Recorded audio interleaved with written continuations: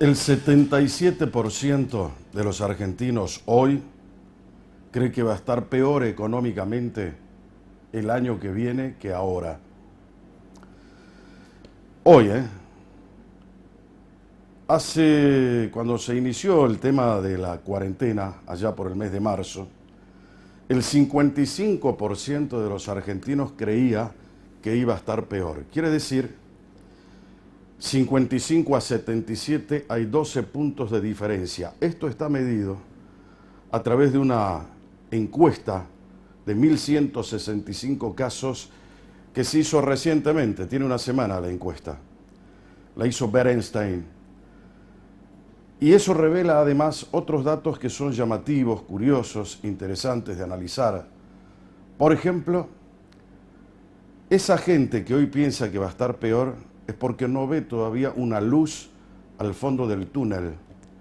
Y quiere decir que va de la mano con lo que le está pasando también en la misma encuesta reveladora al actual presidente de la Nación, Alberto Fernández. ¿En qué sentido? Si medimos a Alberto durante la época de la cuarentena, desde que se inició la cuarentena el 20 de marzo, Alberto Fernández logró su pico a fines de marzo y abril con un 96% de índice de aceptación. ¿Cómo? Como lo estás escuchando, 96%. Ese 96% de índice de aprobación lo tenía en los votantes del Frente de Todos, pero al mismo tiempo en votantes que fueron de Juntos por el Cambio. La diferencia radica que hoy Alberto ha perdido, en este mes de junio que acaba de pasar, muchos votantes que aceptaban antes a Alberto, a tal punto que del 96% que tenía de índice de aprobación en conjunto, hoy tiene el 87%. Quiere decir que bajó. Inclusive, podemos decir también al mismo tiempo, que es extremadamente alto el índice de aprobación de la gestión de Alberto.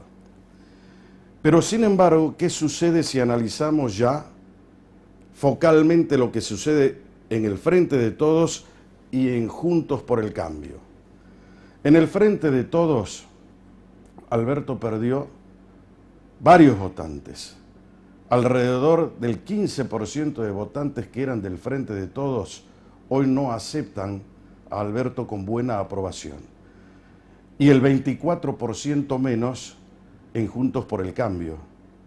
Quiere decir que Alberto logró su pico a fines del mes de marzo y también en el mes de abril.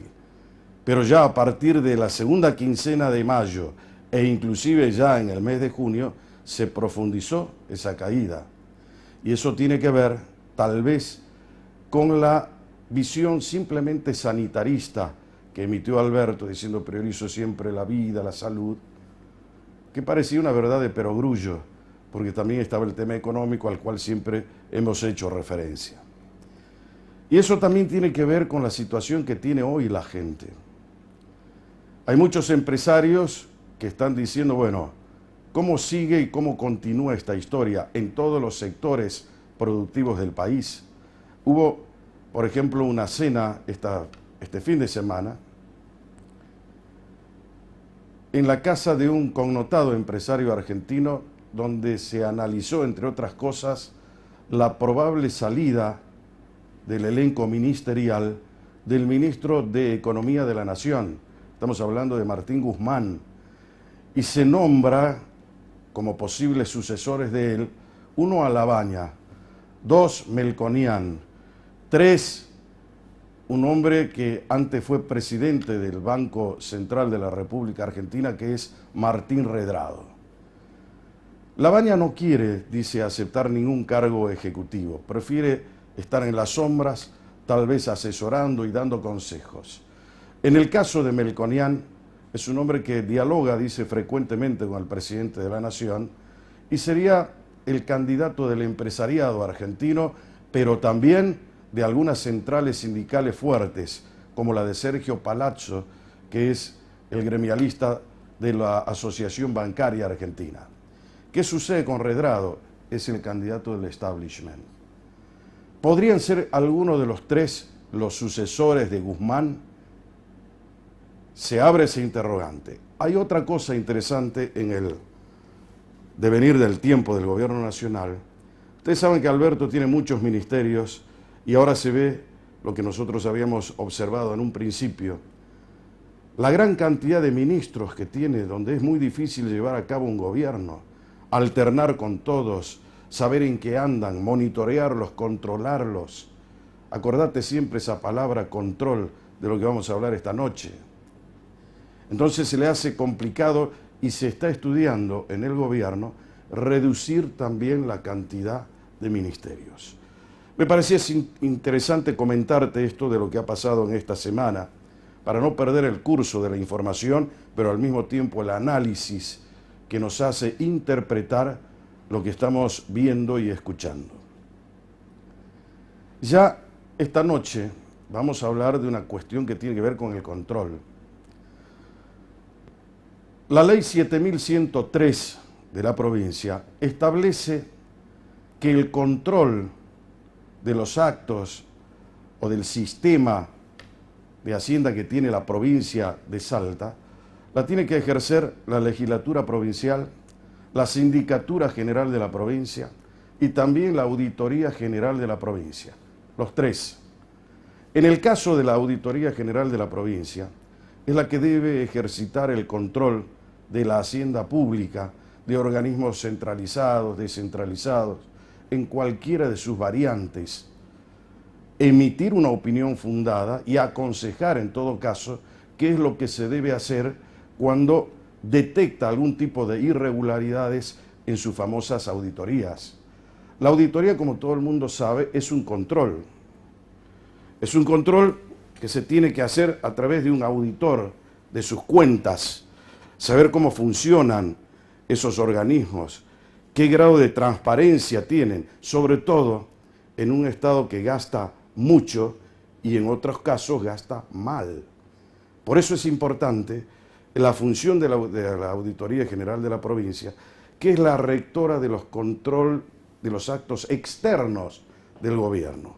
No así, por ejemplo, la Sindicatura General de la provincia, que se hace cargo del control de los actos internos.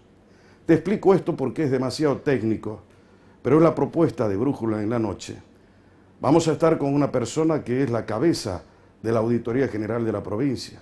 Es la que audita no solamente las cuentas generales del ejercicio, de lo que significa el gobierno de la provincia, sino también distintos organismos que están sometidos precisamente a su control, porque es la facultad inherente a la Auditoría General de la provincia para transparentar y saber exactamente qué es lo que se hace, cómo se gasta, cómo se rinde los dineros que a todos los contribuyentes nos cuesta mes a mes pagar ese tributo al Estado. Y no se trata de cambiar la cultura tributaria. Viste que el Estado siempre te dice, no, hay que entrar en una nueva cultura tributaria. La nueva cultura tributaria debe ir de la mano también de un proceso fuerte de cambio de las estructuras que hoy tiene para cobrar impuestos la República Argentina, la provincia y también el municipio. En la medida en que el impuesto cada vez sea más caro, la carga tributaria más furiosa, más pesada, va a haber evasión y va a haber elusión impositiva. Nadie te puede exigir que nosotros tengamos una mentalidad nueva para pagar los impuestos cuando el impuesto sigue siendo, en muchos casos, retrógrado, abusivo y confiscatorio del patrimonio de los ciudadanos. Por eso es importante que esta noche te quedes acá conmigo. Juntos vamos a buscar el norte y vamos a encontrar Brújula. Ya vengo en un instante.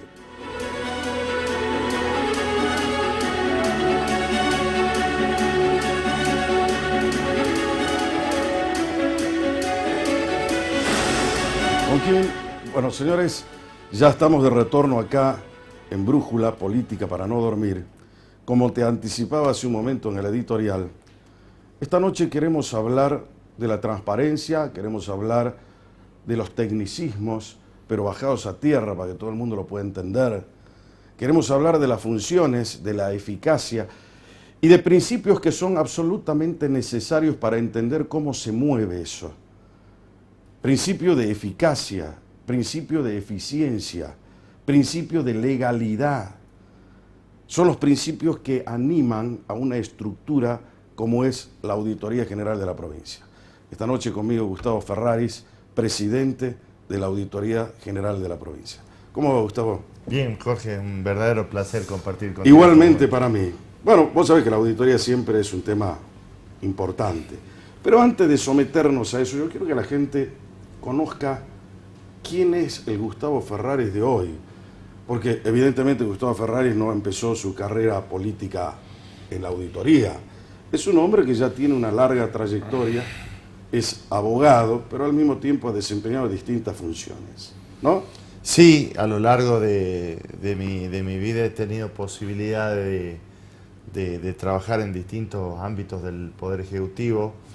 Últimamente he tenido el gratísimo honor de integrar la Corte de Justicia también por 6 años. A mis 51 años he tenido la gracia de haber compartido y participado de gobiernos que han ofrecido una apertura importantísima a gente joven. Hoy en día se puede observar eso, como hay una cantidad importante de funcionarios que tienen una juventud importante. Este desandar de lo ejecutivo con gente joven mezclada con gente con mucha experiencia, indudablemente creo yo es la receta más adecuada para tratar de incorporar nuevas visiones, nuevas formas de ver las cosas. En estos momentos, bueno, me toca estar en la auditoría, un lugar que también he accedido a integrar con muchísimo honor y placer. Y desde el año pasado me encuentro a cargo de la presidencia de esta institución muy importante. Rescato tus palabras iniciales cuando decía la importancia que tiene el control del gasto público, visto desde el ciudadano, que es el que aporta los impuestos. Por lo tanto, cada vez va a ser más importante esta especie de obligación que tiene el sector público de ofrecerle a los ciudadanos un control adecuado, es decir, el dinero que usted con muchísimo esfuerzo tributa, claro, se refleja en esto. Y cuando no se refleje en esto, que pase lo que tenga que pasar, de manera que el ciudadano pueda observar que su aporte no se diluye en una maraña burocrática administrativa que evidentemente no satisface las necesidades del mismo. Fantástico, fantástico, eso me encanta. ¿Cómo ves a la gente joven? Es decir, yo personalmente entiendo que ser joven no es una virtud, es una circunstancia de la vida. Todos los fuimos, lo somos o lo seremos. Hemos sido jóvenes en algún momento. Ahora, no es un mérito, a eso voy. ¿Cómo ves hoy a los jóvenes de hoy? ¿Se incorporan con esa transparencia que uno a veces suele ver? ¿O son chicos que vienen, o gente joven que viene ya con un chip viejo? Es decir, con las mañas de los políticos del pasado. No, los observo inteligentemente inquietos. Mirá lo que son las cosas. En el transcurso de esta semana he organizado una especie de conversatorio en el ámbito de la auditoría. He seleccionado al azar distintos empleados y me he sentado en una mesa bastante relajada a conversar sobre toda la situación que estamos viviendo, la proyección que tiene la auditoría en esta particular época que nos toca vivir. Y la sorpresa fue gratísima porque 2 o 3 de los más jóvenes fue impresionante la inquietud, las ideas que empezaron a tirar, porque nosotros observamos de que esta situación de alguna manera nos estaba como achatando el desarrollo, el trabajo cotidiano, la salida a los municipios, las auditorías de campo, todo. Pero se hacía una cosa muy rutinaria. Claro, y la respuesta que he recibido de esta particular forma de charlar y de conectarme con ellos, sobre todo de los jóvenes, ha sido aportar ideas innovadoras. Hemos trabajado sobre, por ejemplo, expediente digital, no es que la gente mayor no tiene esos conceptos dentro de cada uno, sino muy por el contrario, esta gente joven me llamó la atención el ímpetu y las ganas de decir, no, pero estamos en esto, pero podemos hacer esto otro, es decir, inquietos. Bueno, eso tiene que ver mucho también con la selección del personal. Yo tengo entendido, me dirá si sí o si no, que la auditoría tiene la posibilidad, como organismo independiente que es, de nombrar a su propia planta de personal. Son 150, tengo entendido. Sí, son 132 y Ajá. hay una pequeña planta de 10 cargos adicionados. Son 142 personas. Perfecto.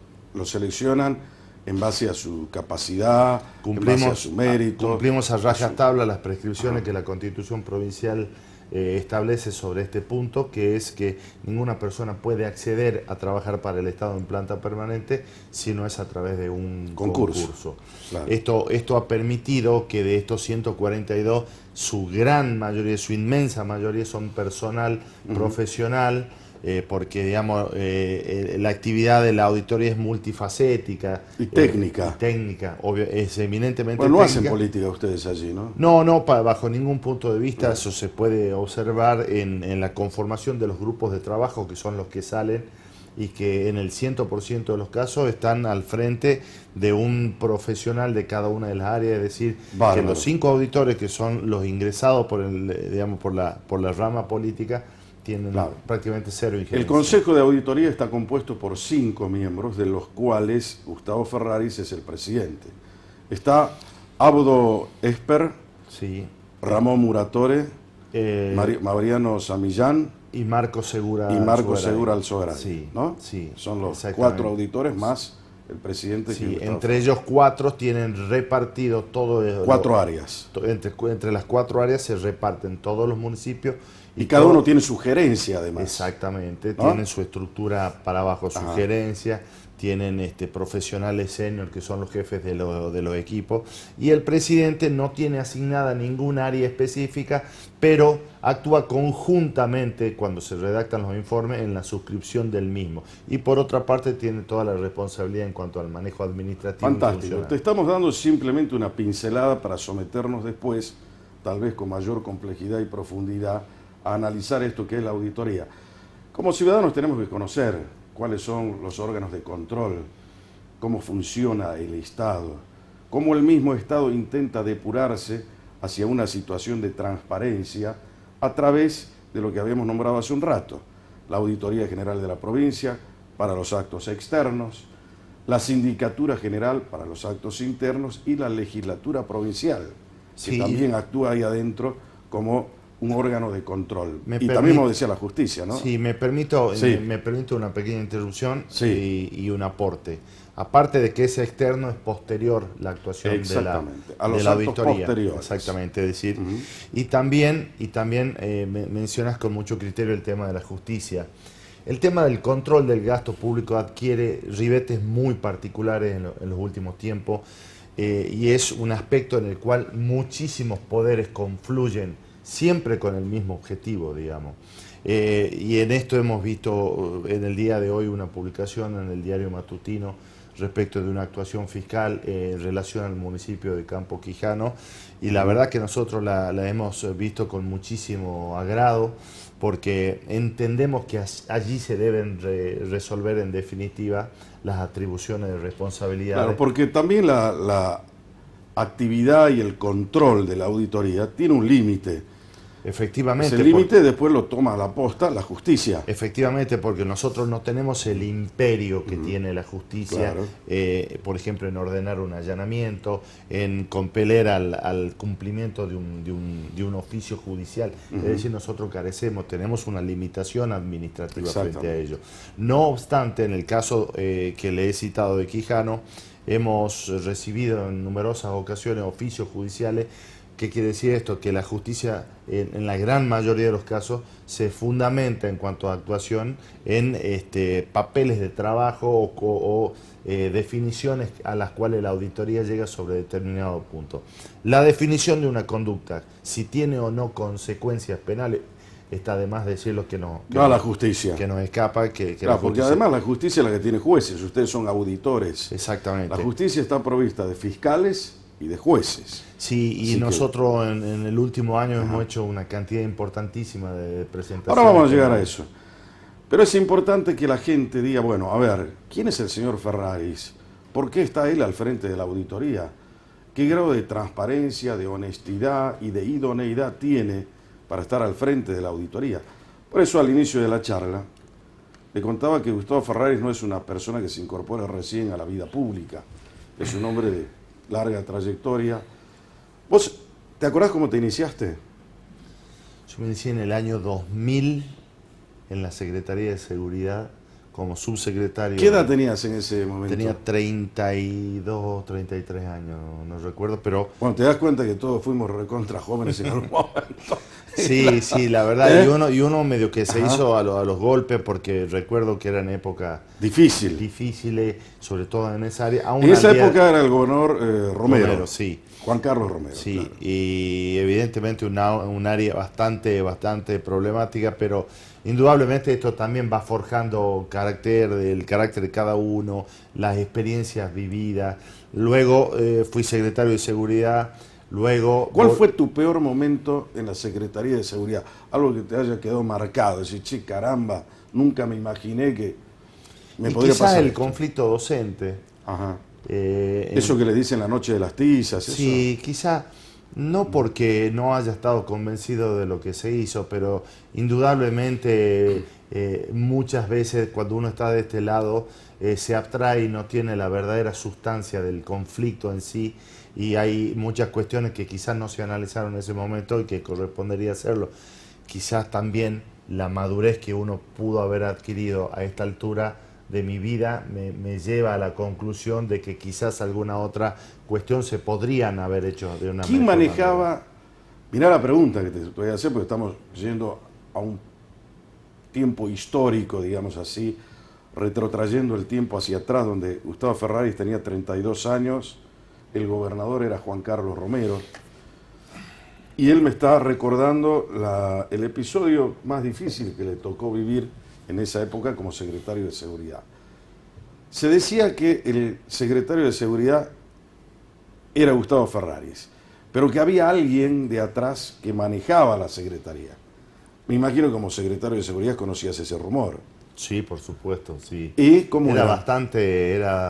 Tenía bastante sustento el rumor. Ajá. Pero, Jorge, no te quepa la menor duda que todos los aciertos y los errores que tuve fueron todos míos. Así que eso de alguna manera contesta Mirá, tu qué pregunta. Interesante la respuesta, ¿eh? Sí, ha sido una época muy linda porque también recuerdo las cosas buenas, la implementación del 911 nos llevó, recuerdo... ¿Ya comenzó en esa época? Claro, eso se instala en el gobierno del doctor Romero. Esa fue una de las directivas. Cuando yo llego en mi segunda gestión a la Secretaría de Seguridad, el doctor Romero me puso eso como objetivo central, así que eso fue muy... ¿Cómo te relacionaste vos con el romerismo? Una cuestión medio familiar. Mi padre fue funcionario del gobierno de Roberto Romero. Ajá. Bueno, y a partir de allí una especie de relación familiar.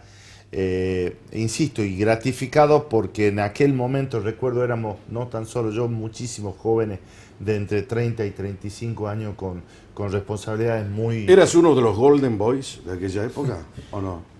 De lo que se decía en esa época, yo entro medio como al último. O sea, cuando ya estaban en su etapa de decadencia los Golden Boys. ¿Se puede decir así o no? Sí, no o terminando el ocaso, digamos. No sé, es una definición algo particular, pero insisto, lo gratificante que fue ver cómo muchísimos jóvenes de mi edad en ese momento accedían a cargos importantes. Y vos fíjate que todos accedieron a cargos importantes, ¿no? Sí, fue una apertura muy... No solamente en ese gobierno, sino después. Fue una apertura muy importante y que de alguna manera también trazó el destino de Salta de los últimos 20 o 30 años. Los gobiernos sucesivos siguieron esa particular forma. Y después de eso, ¿cómo siguió tu carrera? ¿Llegaste a la corte? Sí, después estuve en la dirección de rentas, Ajá. estuve trabajando en la dirección de rentas, eh, después estuve con varios municipios en la profesión liberal también, siempre en la medida que las incompatibilidades legales así me lo permitiesen. ¿Alguna especialidad dentro del He ejercicio? trabajado mucho en el ámbito civil y laboral. He trabajado bastante en mi profesión, una profesión que amo y que he abrazado desde el día que me recibí ¿Dónde te recibiste? ¿Acá en Salta? en la Universidad de Corrientes. Ah, la Universidad Sí, de Corrientes, la Universidad de Universidad del Corrientes, Litoral. la Universidad del Litoral, Ajá, Nacional del Nordeste. ajá. Y bueno, en el año 2008 finalizaba ya el gobierno del doctor Romero y bueno, fui a la corte 6 años, una experiencia realmente Ahí fue invalorable. un impas que le tocó vivir a Romero, claro, porque Romero terminaba su mandato el año 2007, Exactamente, 10 de diciembre del 2007. exactamente. Y propone a Gustavo Ferraris, creo que un par de meses antes, Sí, en noviembre. en noviembre, un Sí, mes sí. antes. Eso es como que la gente no lo aceptó mucho. No, no, Y además el Colegio de Abogados, recuerdo, había hecho una proclama, sacó una solicitada en los diarios, impugnando la posición del gobierno de proponer a Gustavo Ferrer. ¿Te acordás de eso, no? sí, sí, obviamente que me ¿Te acuerdo. dolió eso mucho? No, no, pero lo he Ajá. aceptado como parte de las reglas de juego. Siempre. ¿Pero tenía razón el Colegio de Abogados o No, no? de hecho, todos los planteos que Ajá. hicieron le fueron totalmente rechazados. Era una cuestión de opinión, digamos, pero no de que si. ¿Era un subjetivismo entonces? Y así fue resuelto por la propia Corte de Justicia, sin que esté integrándola yo, por supuesto. Ajá. Así lo resolvió. Y de hecho también al día de hoy vemos cómo gente joven accede a puestos importantes. La Corte de Justicia, quienes ellos la integran, tienen procedimientos de designaciones políticos. Es un cargo eminentemente político. O sea, vos aceptás que llegaste por la política Por a supuesto. la Corte de Justicia. Pero por supuesto, Ajá. porque así está previsto. Porque el sistema judicial argentino no tiene 3 instancias. ¿Qué quiero decir con ello? La Corte de Justicia, la Corte Suprema de Justicia, no es una tercera instancia en términos ordinarios de justicia. El sistema judicial argentino tiene previsto 2 instancias, la primera y la revisora, que son las cámaras. Y los tribunales superiores son en definitiva lo que delimitan las políticas judiciales en las distintas O provincias. sea, no es que yo puedo apelar y llego a la Corte. No, las instancias, los expedientes que llegan a los tribunales superiores son instancias absolutamente extraordinarias en casos absolutamente reglados bajo determinados requisitos exhaustivamente controlados, es decir, las instancias judiciales en los tribunales superiores se abren en casos absolutamente excepcionales. Bárbaro. Yo, más allá de valorar lo que me dice Gustavo Ferraris técnicamente, porque lo escucho hablar, veo que realmente tenés ganas de decir las cosas como son. Yo lo percibo eso como periodista al toque. Por eso te voy a hacer esta pregunta. Como decías, bueno, es un cargo político llegar a la Corte de Justicia. Evidentemente es cierto, yo el otro día creo que hacía un comentario, ningún gobernador, tampoco un presidente de la nación, se abstuvo a la tentación de nombrar sus propios ministros acá en la Corte de Justicia o en la Suprema Corte de Justicia de la Nación en Buenos Aires. Así hemos tenido siempre, históricamente hemos visto ese tipo de situación. ¿Qué significa eso? ¿Que se quieren blindar judicialmente? ¿Evitar que cuando llegue una causa el que lo nombró la tenga que parar, verse en el aprieto de tener que convencer a sus pares para fallar a favor? No, no o lo en veo contra? así. ¿Cómo será el tema? No lo veo así porque vuelvo Te al... explico, o sea, Sí. ¿entendiste lo que te quiero preguntar? Sí, sí, perfectamente. Sí, a ver. Así está previsto el sistema. Los jueces de corte son a proposición del Poder Ejecutivo. Sí. El condimento político está íncito en el mecanismo constitucional que se prevé para la designación de esos jueces. Para cubrir el aspecto que vos me consultás, digo lo siguiente. A ver. Las primeras y las segundas instancias son los que en definitiva terminan definiendo la suerte de una persona investigada en la justicia. pasó en las causas provinciales contra gobernadores anteriores y pasa contra cualquier ministro o funcionario. La Corte de Justicia no tiene injerencia directa ni está por encima de los jueces en términos jurídicos. Es decir, no es que el juez de corte es superior jerárquico del juez de la Cámara. Es absolutamente imposible. ¿Pero puede influir sobre los jueces? Pero eso dependerá del juez que tiene a su cargo. Si se deja influir o no. Claro. De igual manera podrá ser influido por un juez de corte o por cualquier funcionario de afuera, o hasta por cualquier vínculo familiar interno. Es decir, ese es un terreno en donde excede ya a la presencia del juez de corte. El juez de corte puede hacerlo como puede hacerlo cualquier otro, pero va a depender de la sapiencia.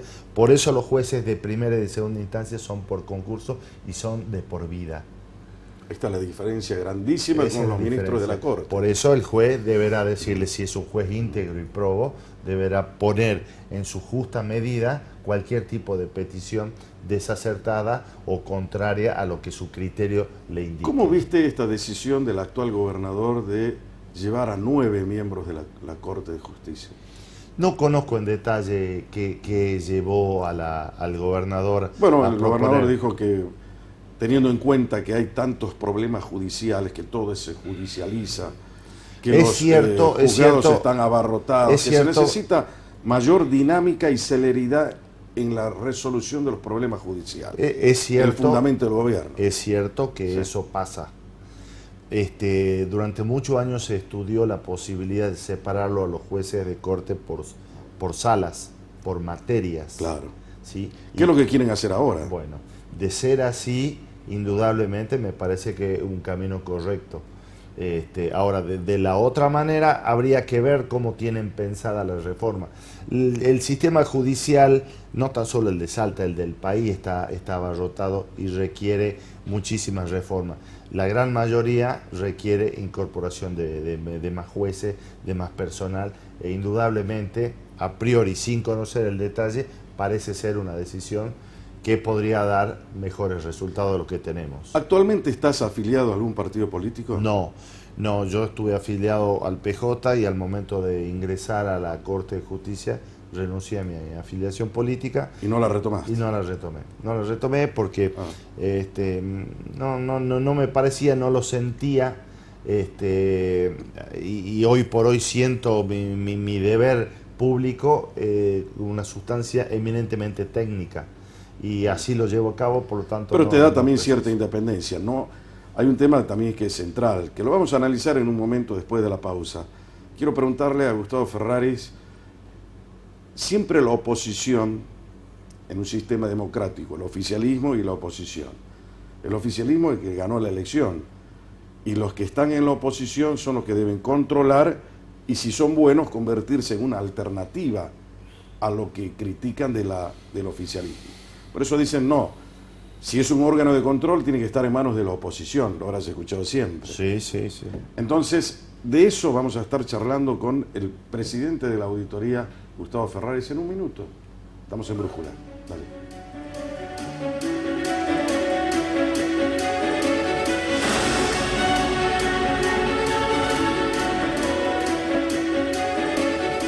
Muy bien, señores, estamos de retorno acá en Brújula esta noche con Gustavo Ferraris, presidente de la auditoría. Fuimos sacando casi una radiografía de lo que es Gustavo Ferraris hoy, y me interesaba mucho que vos lo conozcas hoy a Ferraris, para saber quién está en la cúspide de este control externo posterior de los actos del gobierno, que es la auditoría, por esa ley que marcábamos hace un momento, la 7103, y el artículo 30 específicamente marca las atribuciones que tiene que tener la auditoría para llevar eficazmente una tarea de acuerdo a los principios que sosteníamos de legalidad, eficiencia y demás. Hace un momento vos describías que la auditoría tiene 5 miembros. Habíamos dicho quiénes son. ¿Esos miembros cuánto tiempo duran en su función? Bueno, la ley 7103 establece primero el mecanismo de designación, que es similar al de los jueces de la Corte, y establece un periodo de 5 años en el cargo, pudiendo ser reelecto en el mismo, obviamente a través del mismo procedimiento. Se prevé la representatividad. ¿Vos comenzaste cuándo? En el 2016. 2016, sí. Y el 5 de abril del año 2019 se convierte en presidente. Exactamente, los primeros días de abril del 19. 5 de abril. Veo que estás muy bien informado. Sí, las elecciones son, entre los 5 se elige el presidente y duran 2 años y medio en el cargo. 2 años y medio en el cargo. Sí. O sea, se les vence a los 5 el año que viene. El año que viene se nos vence a los 5 el mandato. Antes de irnos a la pausa, habíamos dicho una cosa que es interesante que la gente sepa. ¿En manos de quién debe estar el control de la auditoría?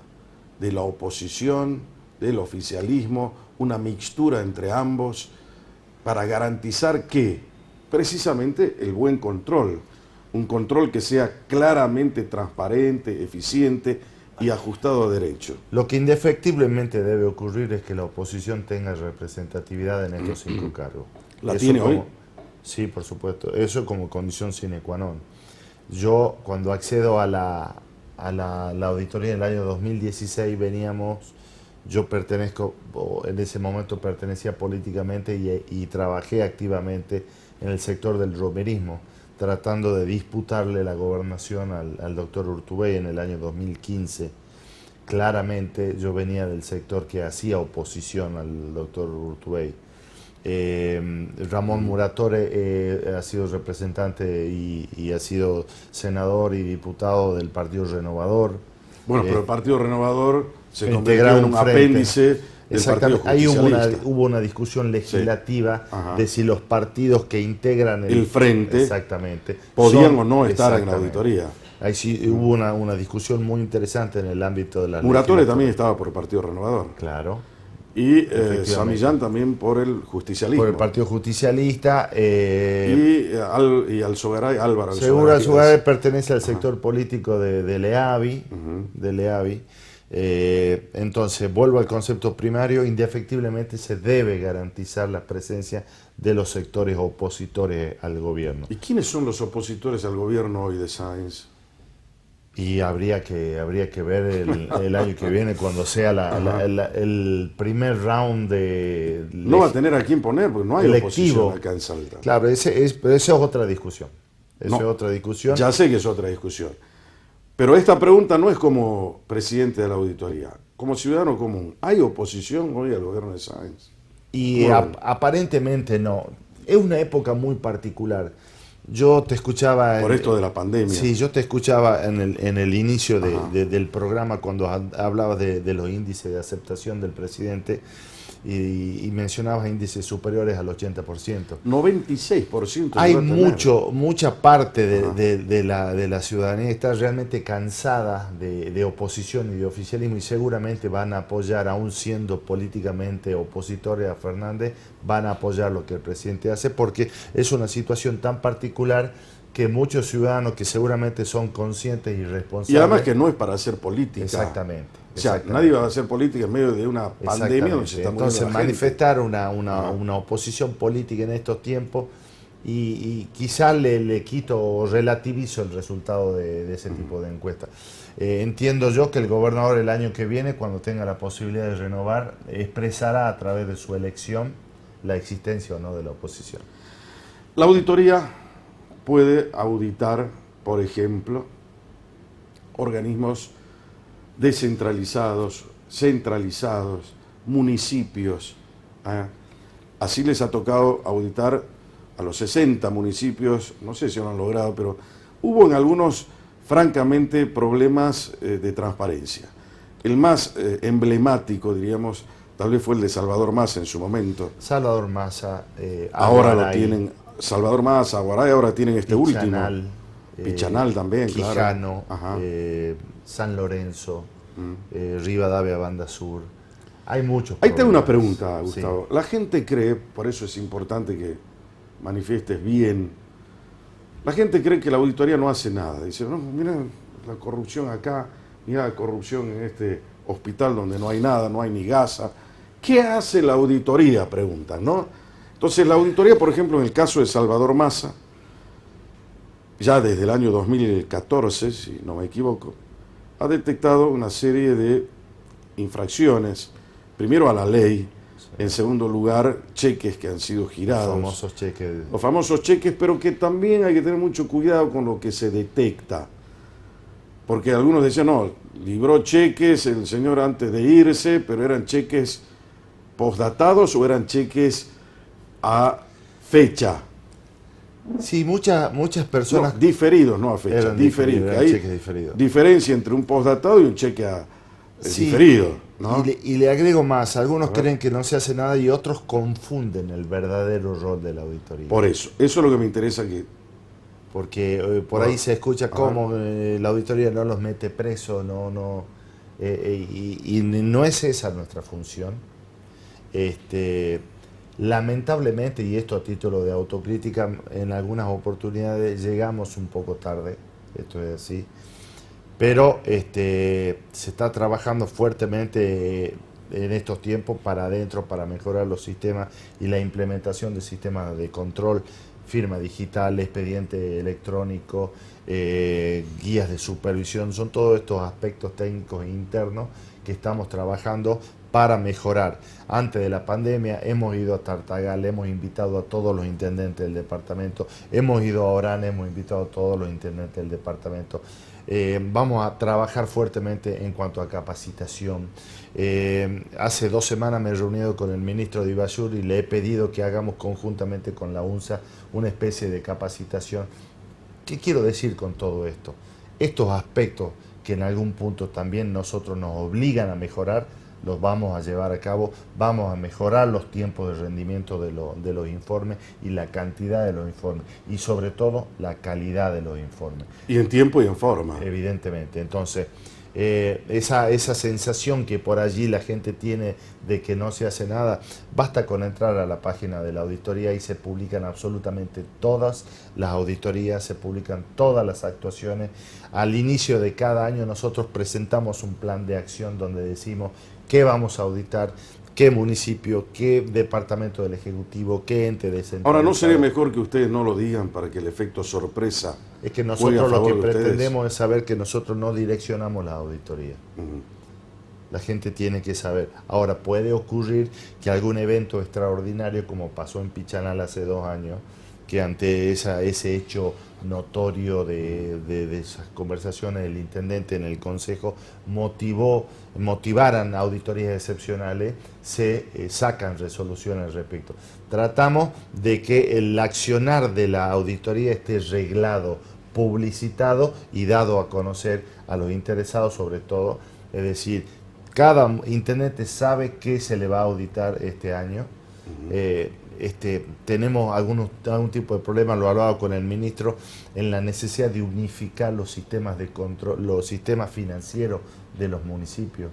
Porque Ahí hay un tema muy importante que vos estás dando en el clavo y me interesaría que la gente escuche, y sobre todo los intendentes. La auditoría, entre otras cosas, también tiene la capacidad de sugerir, ¿no? Recomendar. Puede recomendar, bueno, sugerir, recomendar.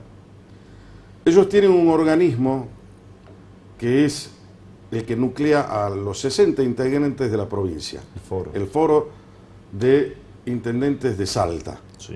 Ahora, pueden capacitarse ahí y decir, señores, estos son los márgenes de transparencia, esto es lo que ustedes tienen que hacer, porque con el sistema democrático pobre que tenemos, cualquiera puede acceder a un cargo de intendente y no sabe, no tiene la más mínima idea de cómo administrarlo.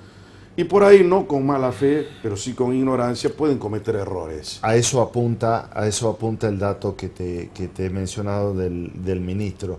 Ajá. Yo soy de los que creen de que los municipios deben rendir mejor y más rápido lo que gastan.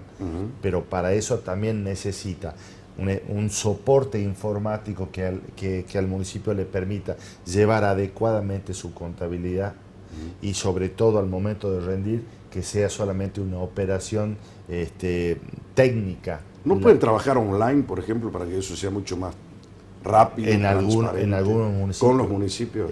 Bueno, a eso apuntamos. Ajá. en este especie. Para ir inclusive es más fácil. Pero hay municipios que por cuestiones geográficas es muy complicado, realmente muy complicado. Pero con los que se puede hacer se podría ganar tiempo. Bueno, a eso apuntamos. Me parece de que esto de avanzar con expediente digital, con firma electrónica, que ya estamos haciendo trámite con firma electrónica, eso lo hemos logrado en la última semana. Indudablemente a eso hay que ir. No son tiempos fáciles. Pero esta pandemia tiene que cambiar eso. Bueno, tiene que modernizarnos, hacernos estamos. trabajar más con esta tecnología nueva para que vaya asociada a los resultados que nosotros queremos obtener. Lo he conversado con el gobernador también, la necesidad de que la provincia ayude económicamente para la implementación de estos avances tecnológicos que van a permitir que yo por una computadora en Salta pueda acceder a cómo el municipio ha ido ejecutando su plan de gobierno. Claro. Es decir, si en su presupuesto ellos dicen voy a hacer 5 cuadras de cordón cuneta, yo poder acceder en el transcurso de para ver si el cordón cuneta se hizo bajo la modalidad contractual que establece la ley de contratación, es decir, cuando se supera un margen tiene que hacer licitación pública. No hay ninguna posibilidad de que sea parte de esa modalidad. Todas estas cuestiones verifica la auditoría. Tenemos ingenieros que van y que controlan que la calidad de ese cordón cuneta responda a parámetros y a valoraciones técnicas internacionales. Sería muy bueno que lo practiquen también acá en la ciudad de Salta, ¿no? Sí, ahí estamos. Ese es un tema muy... Ahí está la famosa duda si tiene potestad la auditoría o, como la Municipalidad de Salta tiene su propio órgano, según ellos, de auditaje. Sí, el Tribunal de Cuentas. El Tribunal de Cuentas Municipal no necesita. Lo he hablado personalmente con la intendenta. ¿Y qué te dijo? Y ha sido bastante abierta en el sentido de que avancemos, de que ella va a aceptar la injerencia o el control externo de parte de la auditoría. ¿Te das cuenta? Bueno, eso es tener cabeza abierta, eso es tratar de mejorar. Si ha sido así, como dice Gustavo Ferrer. Así fue mi conversación, obviamente informal, claro. y todo bajo el sustento del principio constitucional que dice que la auditoría tiene a su cargo el control de la hacienda pública municipal. Si la Constitución no hace la diferencia... Provincial, municipal, integral. Por supuesto. ¿No? Pero cuando hablamos de municipal no hace la diferencia de los tribunales que tienen o no tribunal de cuentas, por lo tanto, donde la Constitución no hace la diferencia, no veo sustento legal de que los particulares la hagan. Clarísimo. Aguas del Norte, les brinda agua a todos los salteños, no es una empresa estatal, es una sociedad anónima con participación estatal. Mayoritaria. ¿Se puede auditarla? Se está auditando, está muy próximo a salir un informe bastante particular sobre el caso. ¿Qué quiere decir bastante particular? Vamos a esperar que se anoticie el interesado. Tratamos de ser respetuosos porque tratamos de garantizar el derecho de defensa del auditado. ¿Quién es el auditado acá? La sociedad. La sociedad. La sociedad, sí. Nosotros hemos tenido el año pasado muchas denuncias de privados sobre el sistema de subsidio, sobre el sistema de... En realidad por el funcionamiento de todas las plantas, y se ha llevado a cabo una auditoría y está muy próxima a salir. Una vez que se redacta el informe provisorio, nosotros le corremos vista al interesado, aun cuando haya dejado de integrar el directorio de la sociedad, para que se defienda de las observaciones que pudiésemos llevar adelante. Una vez que eso se concluye, emitimos el informe definitivo.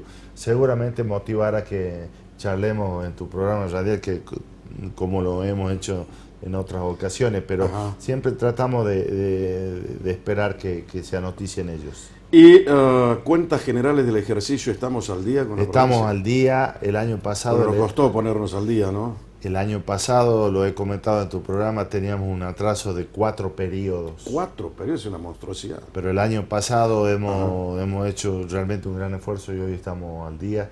Ya estamos requiriendo toda la información para llevar a cabo la del 2019, Ajá. que digamos que estamos ¿Y en nunca tiempo. encuentran ninguna irregularidad? Muchísimas. ¿Y qué hacen entonces? Se las notificamos al Ejecutivo para que los corrija. Son también de esos informes que aparecen publicados. Yo te invito, Jorge, a cualquiera, de que nosotros hacemos, pero más de 60 observaciones y recomendaciones hicimos en el del último periodo, que es el 2018.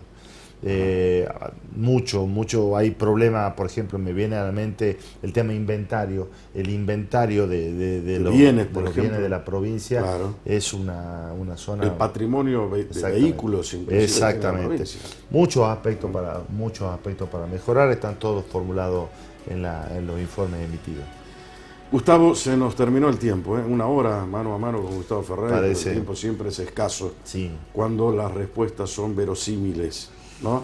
Sí, no, y aparte a mí gustoso de charlar en estos términos donde, digamos, desacartonado, poder ir, venir sobre aspectos cotidianos. Me has hecho preguntas que me han hecho recordar épocas muy lindas. Muchísimas gracias por estar acá. El agradecido soy yo, buenas noches.